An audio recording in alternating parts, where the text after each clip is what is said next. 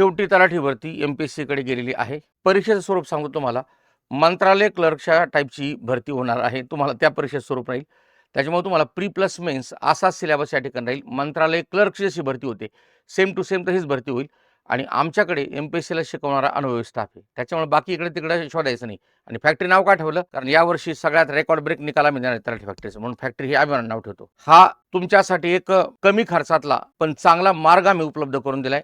Admissions आमच्याकडेच घ्यायचे आहेत तलाठी फॅक्टरीला. आमचा तलाठी फॅक्टरीचा ठोकळा सुद्धा एकदम सुंदर आहे. विद्यार्थ्यांनी चांगला रिस्पॉन्स दिलाय आणि या रिस्पॉन्सला आम्ही सुद्धा एकदम चांगल्या प्रकारचा प्रतिसाद दिलाय. पहिल्या बॅचमध्ये जी जुनी बॅच झाली त्यांना विचारा, विद्यार्थ्यांना 50% सिलेबस जो आहे मराठी इंग्रजीचा त्याच्याबद्दल त्यांचं काय मत आहे. तर मी तुम्हाला अभिमानाने सांगतो, मराठी इंग्रजीमध्येच तुम्हाला जवळजवळ 45च्या पुढे मार्क्स मिळवून देण्याची गॅरंटी मी घेतली होती आणि त्यात मी बहुतेक करून सक्सेसफुल होईल हे तुम्हाला सांगतो. आणि तलाठी फॅक्टरीसाठी आपण जी नवीन बॅच सुरू झाली ती MPSC बेस्ड बॅच आहे.